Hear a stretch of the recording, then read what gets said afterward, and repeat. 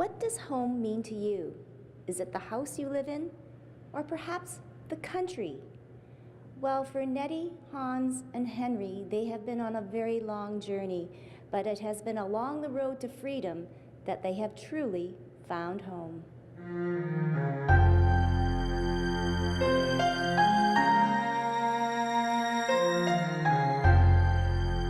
Well, my mother's name was Helen, or she was known as Helene Niebuhr Lowen. And my story is that we were able to get into Canada after the Second World War.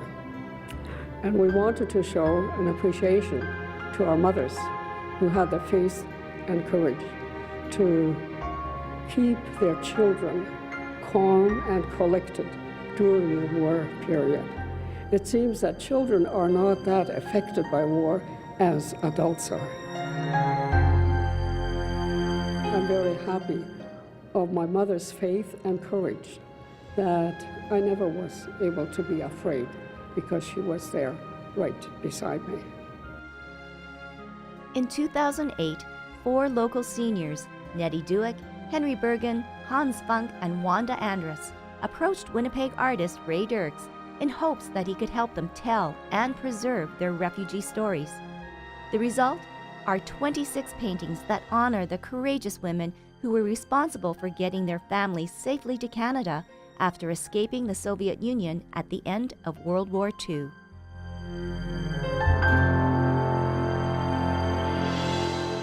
They were scared that their stories were their parent and mother's stories would be lost with their passing. And I think it's with any people who are refugee or immigrant people, you know, by the time you get to the second generation, people don't really think about where they've come from anymore, and they don't appreciate the struggles that people have gone through in order to give them a good life here. Hans Funk recalls the generosity of his mother, Maria, and how it has inspired his own life here in Canada. Well, I would say one of the things that Mother has instilled in me to be a caring individual. You know, to think of others just as much as you think of yourself. I think that was her very firm position. And that's what we've been pursuing. Each painting represents a mother, daughter, or grandmother who sacrificed so much for their family. Henry remembers how they celebrated upon arrival in Canada after fleeing the Soviet Union. We were put on the train in Halifax. I had learned a few words of English, and so I was doing the shopping. So I went to the store and I bought a loaf of white bread that I had never seen before. These are the fluffy white bread and a quart of milk.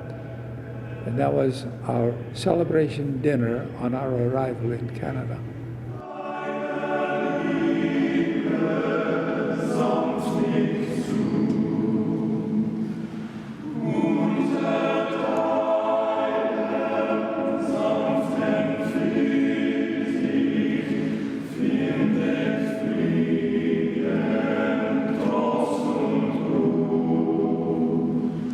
The successful grand opening of Along the Road to Freedom at the Manitoba Legislature was a true testament to the powerful message the exhibition brings to the public.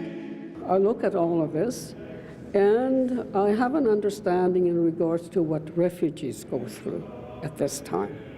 And I am very grateful to God and also to my mother that we were able to get into a country where we could have a new start.